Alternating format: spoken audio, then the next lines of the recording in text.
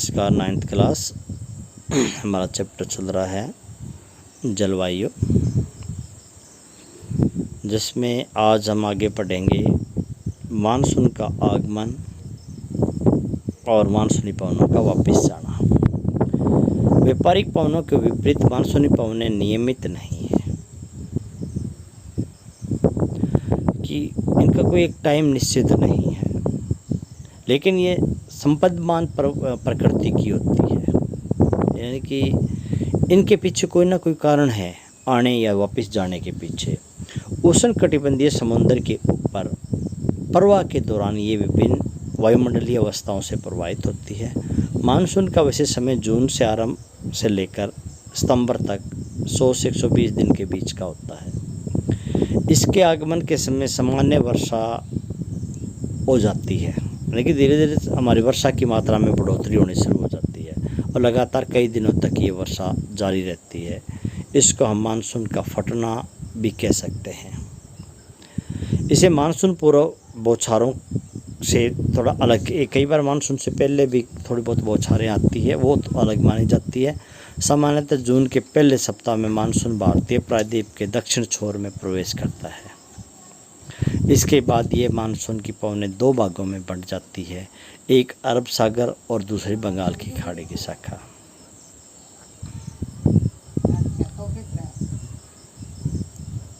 अरब सागर शाखा है वो लगभग 10 दिन बाद 10 जून के आसपास मुंबई पहुंचती है और यह एक तीव्र गति की पवनें हैं। और बंगाल की खाड़ी की शाखा भी तीव्रता से आगे की ओर बढ़ती है और जून के प्रथम सप्ताह में असम तक पहुंच जाती है। ऊंचे पर्वतों के कारण मानसूनी पवनें पश्चिम में गंगा के मैदान की ओर मुड़ जाती है और मध्य जून तक अरब सागर शाखा सौराष्ट्र, कच्छ तथा देश के अन्य भागों में पहुंच जाती है। अरब सागर शाखा व बंगाल की खाड़ी की शाखा दोनों गंगा के मैदान के उत्तर पश्चिम भाग में आपस में मिल जाती है और दिल्ली में सामान्यतः मानसूनी वर्षा बंगाल की खाड़ी से जून के अंतिम सप्ताह में, यानी कि दिल्ली तक मानसून पहुंचने में लगभग 29 जून तक का टाइम लग जाता है। जुलाई के पहले सप्ताह तक मानसूनी पवनें उत्तर प्रदेश, पंजाब, हरियाणा, पूर्वी राजस्थान में पहुंच जाता है। मध्य जुलाई तक मानसून हिमाचल प्रदेश व देश के शेष हिस्सों में पहुंच जाता है। मानसून की वापसी अपेक्षाकृत एक क्रमिक प्रक्रिया है और जो भारत के उत्तर पश्चिम राज्यों से सितंबर में आरंभ हो जाता है मानसून की पवनें वापस जाना। मध्य अक्टूबर तक मानसून प्रायद्वीप के ऊपरी भाग से पूरी तरह पीछे हट जाता है। प्रायद्वीप के दक्षिण आधे भाग में वापसी की गति थोड़ी तीव्र हो जाती है। दिसंबर के आरंभ तक देश के शेष भाग से मानसून की वापसी हो जाती है। द्वीपों पर मानसून की सबसे पहली वर्षा होती है। मानसून की पवनें सबसे पहले अंडमान निकोबार द्वीप समूह और लक्षद्वीप पर वर्षा करती है। ये क्रम से दक्षिण से उत्तर की ओर अप्रैल के अंतिम सप्ताह से लेकर मई के प्रथम सप्ताह तक होती है। मानसून की पवनें वापसी की क्रम से दिसंबर के प्रथम सप्ताह से जनवरी के प्रथम सप्ताह तक उत्तर से दक्षिण की ओर जाती है। इस समय देश का शेष भाग में शीत ऋतु का आरंभ होना शुरू हो जाता है। ऋतुएं। मानसूनी जलवायु की विशेषता एक विशिष्ट मौसमी प्रतिरूप है। एक ऋतु से दूसरी ऋतु के मौसम में अवस्थाओं में बहुत अधिक परिवर्तन होता है। विशेषकर देश के आंतरिक भागों में ये परिवर्तन ज़्यादा देखने को मिलता है। तटीय जो मैदान है वहाँ पर तापमान में ज़्यादा भिन्नता नहीं मिलती, यद्यपि यहाँ वर्षा के प्रारूप में भिन्नता होती है। आप अपने क्षेत्र में कितने प्रकार की ऋतुओं का अनुभव करते हैं? भारत में मुख्यतः 4 ऋतुएँ मानी जाती है, शीत, ग्रीष्म और कुछ अक्षेत्रीय भिन्नताओं के आधार पर मानसून के आने की और मानसून के जाने की ऋतु। शीत ऋतु, सर्दी की ऋतु वो हम कह सकते हैं कि मध्य नवंबर से आरंभ होती है, फरवरी तक रहती है और भारत के उत्तरी भाग में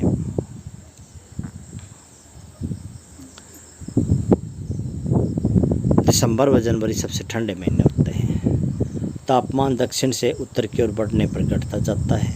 पूर्वी तट पर चेन्नई में औसत तापमान 24 डिग्री सेल्सियस से 25 डिग्री, जबकि उत्तरी मैदान में 10 डिग्री सेल्सियस से 15 डिग्री सेल्सियस के बीच होता है। दिन थोड़ी गर्म और रातें ठंडी होती है। उत्तर में तो सारापात सामान्यतः, कई बार उत्तर में तो हिमालय के अंदर बर्फ़ भी गिरती है। इस ऋतु में देश के उत्तर पूर्वी व्यापारिक पवनें प्रवाहित होते हैं। ये स्थल से समुद्र की ओर बहती है, इसलिए देश के अधिकतर भागों में शुष्क मौसम होता है। इन पवनों के कारण कुछ मात्रा में वर्षा तमिलनाडु के तट पर होती है, क्योंकि यहाँ ये पवनें समुद्र से स्थल की ओर बहती है। देश के उत्तरी भाग में कुछ कमज़ोर उच्च दाब का क्षेत्र बन जाता है, जिसमें हल्की पवनें इस क्षेत्र से बाहर की ओर प्रवाहित होती है। उन चौवत से प्रभावित होकर ये पवनें पश्चिम तथा उत्तर पश्चिम से गंगा की घाटी में बहती है। सामान्यतः इस मौसम में आसमान साफ, तापमान तथा आर्द्रता कम, तथा पवनें स्थिर कमज़ोर हो जाती है। शीत ऋतु में उत्तरी पवनों में पश्चिम तथा उत्तर पश्चिम से चक्रवाती विक्षोभ का अंतर्प्रवाह देखने को मिलता है, और ये कम दबाव वाली प्रणाली भूमध्य सागर व पश्चिम एशिया के ऊपर उत्पन्न होती है। पश्चिमी पवनों के साथ भारत में प्रवेश करती है। इसके कारण सर्दियों में जो हमारे मैदानी भाग है वहाँ पर वर्षा होती है या पर्वतों के ऊपर बर्फ़ गिरती है। यदि शीतकाल में वर्षा, जिसे स्थानीय तौर पर मावठ कहा जाता है, कि कुल मात्रा सर्दियों में होने वाली वर्षा की मात्रा कम होती है, लेकिन ये रबी की फसल के लिए बड़ी अच्छी होती है। प्रायद्वीपीय भाग में शीत ऋतु स्पष्ट नहीं होती। समुद्री पवनों के प्रभाव के कारण शीत ऋतु में यहाँ तापमान के प्रारूप में न के बराबर परिवर्तन होता है। यह शीत ऋतु का हमारा वर्णन। अब एक बार हम मानसूनी पवनों का अध्ययन करते हैं मैप के हिसाब से। अब मानसूनी पवनों आने का कारण क्या है? मानसूनी पवनें आने का कारण है कि ये जो हमारा उत्तरी भारत है, पंजाब है, हरियाणा है, उत्तर प्रदेश है, राजस्थान है, ये जो उत्तरी भारत है हमारा, यहाँ क्या होता है कि अप्रैल मई जून में यहाँ पर गर्मी बहुत ज़्यादा पड़ती है, यहाँ तक कि गर्म हवाएं चलती है। गर्मी ज़्यादा पड़ने के कारण यहाँ की हवा ठंडी होकर ऊपर उठ जाती है, गर्म होकर ऊपर उठ जाती है। तो यहाँ पर भूमि पर वायु दबाव कम हो जाता है, क्योंकि वायु तो गर्म होकर ऊपर उठ जाती है। यहाँ पर वायु दबाव कम हो जाता है। और वायु का नियम मैंने कल आपको बताया था कि वायु हमेशा ही कैसे बहेगी, उच्च दाब से निम्न दाब। यहाँ क्या हो गया, वायु दाब कम हो गया, गर्मी के कारण वायु गर्म होकर ऊपर उठ गई। अब ये जो नीचे की स्थिति है हमारी, जहाँ पर हिंद महासागर है, उसके बाद नीचे भूमध्य रेखा है जिसके ऊपर सबसे ज़्यादा गर्मी पड़ती है, यहाँ क्या स्थिति उत्पन्न हुई है?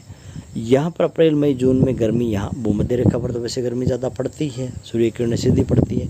तो यहाँ पर गर्मी के कारण क्या होगा, ये हिंद महासागर या नीचे का जो पार्ट है हमारा, गर्मी के कारण पानी गर्म होकर वाष्प बनकर ऊपर उठेगा। तो यहाँ पर जो पवनें हैं ना, उन पवनों में वाष्प है, तो यहाँ की पवनें भारी है, यहाँ वायु दबाव है, यहाँ वायु दबाव है और यहाँ वायु दबाव कम है।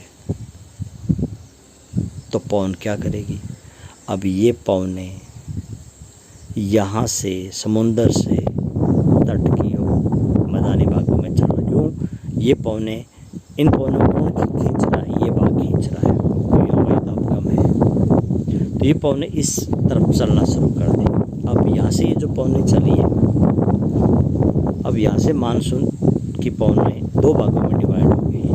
यहाँ से कुछ मानसून की पवनें इस साइड चली गई, कुछ मानसून की पवनें ऐसे चली गई। अब ये जो पवनें हैं, जो पवनें इधर बंगाल की खाड़ी की तरफ से आएगी, एक हमारी मानसून की पवनें इस साइड से आएगी, ठीक है। अब ये जो पवनें बंगाल की खाड़ी की तरफ से आई है, ये पवनें सीधे यहाँ मेघालय के अंदर। अब यहाँ पर क्या है, अब हिमालय का मैं आपको बताता हूँ।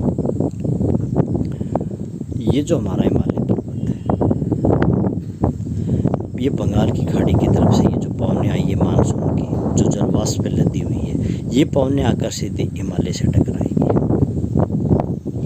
हिमालय ऊंचा होने के कारण ये पार नहीं जा पाई। यहाँ मेघालय, तभी तो मेघालय में सबसे ज़्यादा वर्षा होती है, ये सबसे पहले पवनें आकर यहाँ मेघालय में टकराती है। यहाँ से इन पवनों की दिशा चेंज हो जाएगी, आगे जाने पे यहाँ से ये दिशा पवनें इस साइड मुड़ जाएगी, दूसरी पवनें हमारी इस साइड से आ रही है। अब ये पवनें यहाँ से अब इनकी दिशा चेंज हो गई और लगभग यहाँ आकर ये पवने दोनों बंगाल की खाड़ी की अरब सागर की दोनों मिल जाती है। अब यहाँ डिफरेंस क्या है, ये पवने यहाँ से जैसे जैसे पश्चिम की ओर जाएगी ना, वर्षा कम होती जाएगी। क्यों कम होती जाएगी? जलवाष्प की मात्रा, जैसे वर्षा यहाँ से होनी शुरू हो चुकी है, वाष्प की मात्रा कम होती जाएगी, तो यहाँ सबसे ज़्यादा वर्षा होती है। अब यहाँ आगे आगे वर्षा की मात्रा कम होती जाएगी। अब राजस्थान के अंदर अब देखा जाए तो ये पवने हैं, ये गुजरात को पार करते ही राजस्थान में चली गई। तो राजस्थान में वर्षा वैसे देखा जाए तो कई जगह पर कम होती है। हालांकि पवने ये गुजरात के बाद में सीधा राजस्थान में गई है, लेकिन इसका कारण क्या है? राजस्थान में जो अरावली पर्वत है, हिमालय क्या है, हिमालय पवनों के सामने है। अब अरावली पर्वत है ऐसे, तो इस साइड से जो पवने जाएगी ना, ये पर्वत सामने न होने के कारण पवने बराबर से निकल जाएगी, ये पवने सीधी निकल जाएगी। अब बंगाल अरब सागर वाली पवने राजस्थान में वर्षा नहीं करेगी। राजस्थान में वर्षा कौन सी करेगी? ये इस साइड से आएगी ना। अब इन पवनों के ये पर्वत सामने हो गया, लेकिन ये पवने तो काफ़ी लंबा रास्ता तय करके आई है, तो इनमें तो बस तभी तो राजस्थान में जो ये उत्तरी भाग है हमारा, यहाँ पर वर्षा सबसे कम होती है, क्योंकि इन पवनों से होती है। ये पवने यहाँ आते हैं तो जलवाष्प की मात्रा बहुत कम हो जाती है। तो ये सितंबर अक्टूबर तक यहाँ पर मैदानी भागों में वर्षा हो जाती है। वर्षा हो जाती है तो यहाँ ठंड हो जाती है। ठंड हो जाती है तो अब यहाँ पर क्या हो गया? वायु दबाव ज़्यादा हो गया। यहाँ वायु दबाव ज़्यादा हो गया, और जैसे जैसे ठंड बढ़ेगी यहाँ पर वायु दाब कम होता जाएगा नीचे हिंद महासागर में। अब उल्टा हो गया, यहाँ वायु दाब कम हो गया, मैदानी भागों में वायु दाब ज़्यादा हो गया। तो अब ये पवने वापिस जाती है। जब ये पवने, अब ये पवने शुष्क है, इन पवनों में जलवाष्प नहीं है। शुष्क होने के कारण अब ये वापिस जाते समय ये पवने वर्षा नहीं करेगी। ये वर्षा कहाँ करेगी? इनकी वर्षा, ये पवने जब वापिस जाएगी, ये पवने जब अरब सागर के ऊपर से गुजरेगी ना, तो यहाँ से ये पवने जलवाष्प उठा लेगी। यहाँ से गुजरकर जब ये पवने ऐसे जाएगी, तो ये जो तमिलनाडु का जो ये हमारा पूर्वी तट है, तो ये पवने यहाँ पूर्वी तट को टकराएगी करीब नवंबर दिसंबर में वापसी में। अब इन पवनों ने बंगाल की खाड़ी से जलवाष्प उठा लिया है। अब ये पवने जाते समय ये हमारे पूर्वी तट से टकराएगी और पूर्वी तट पर वर्षा करेगी। तभी तो तमिलनाडु में नवंबर दिसंबर में वर्षा, क्योंकि इनकी यहाँ वर्षा होती है मानसून की वापसी में। तो मानसून की वापसी में हमारे तमिलनाडु के अंदर वर्षा होती है, क्योंकि जाते समय ये अरब सागर से जलवाष्प उठाती है, पवने यहाँ पूर्वी घाट से टकराकर वर्षा करती है। तो वर्षा की मात्रा में कमी, आगे सबसे ज़्यादा वर्षा हमारे इस इलाके में होती है। यहाँ से ये पवने ऐसे जाएगी ना, तो जलवाष्प घटता जाएगा, और यहाँ जहाँ लगभग 400 सेंटीमीटर वर्षा होती है, यहाँ लगभग 100-110 सेंटीमीटर वर्षा होती है। तो ये हमारे मानसून पवनों का आगमन आने का कारण मैंने बताया। उत्तरी मैदान में गर्मी का ज़्यादा होना, गर्मी ज़्यादा होगी, निम्न वायु दाब का क्षेत्र बनेगा। यहाँ गर्मी ज़्यादा होने से उच्च दाब का, क्यों ये समुद्र पर तो पानी जलवाष्प बनेगा, यहाँ पर तो गर्मी ज़्यादा होगी जितनी,